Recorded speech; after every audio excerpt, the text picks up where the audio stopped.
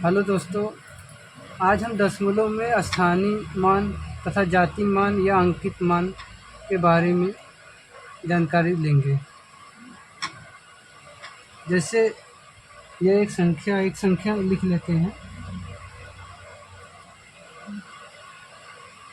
734.231।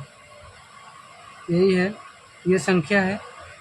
इसका स्थानीय मान क्या होगा? जैसे 4 का निकालेंगे, 4 इकाई के स्थान पे है तो 4 गुणे 1 बराबर 4, और 3 है, ये दहाई के स्थान पे है तो 3 का स्थानीय मान क्या होगा?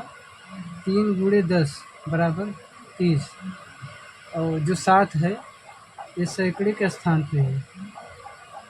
7 का स्थानीय मान क्या होगा? 7 गुणे 100 बराबर 700। इसी प्रकार हम दशमलव के बाद संख्याओं का स्थानीय मान कैसे पता करेंगे, चलिए देखते हैं। जैसे यही संख्या है 734.231, यही संख्या है। अब दशमलव के बाद स्थानीय मान कैसे पता करेंगे? जैसे दशमलव के बाद एक संख्या है, दशमलव के बाद एक संख्या 2 है, 2 बटा एक संख्या है तो 2 बटा 10 होगा। अब 3 का स्थानीय मान कैसे पता करेंगे? दशमलव के बाद दूसरा संख्या है तो 3 बटे 100, ठीक है।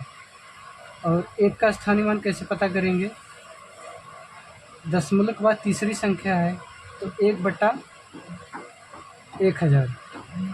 अब इसको हम इस प्रकार भी लिख सकते हैं, 2 बटे 10 है तो 0.2, ऐसे भी लिख सकते हैं। और इसको 3 बटे 100 है तो 2 अंक के बाद दशमलव रहेगा,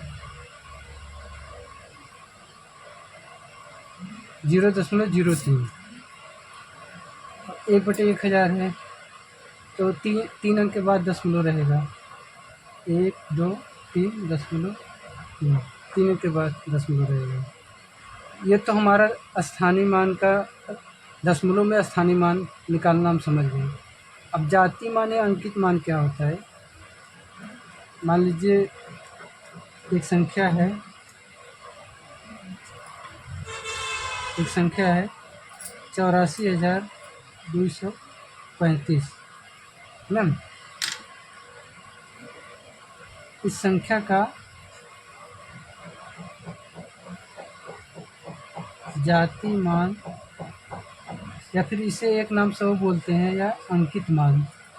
अंकित मान कैसे निकालेंगे? मान लीजिए कोई आपसे बोल दिया कि संख्या 8 का जाति मान क्या होगा?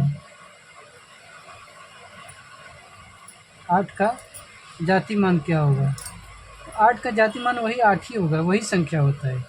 मतलब जिस संख्या का जाति मान या अंकित मान पूछा जाए, सेम वही संख्या होता है। इसी प्रकार इसी संख्या में जैसे 4 का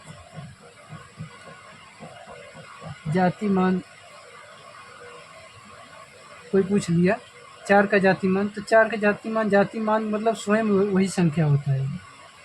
4 का जाति मान स्वयं वही संख्या होता है, और जाति मान को ही अंकित मान कहते हैं। इसी प्रकार 2 का जाति मान,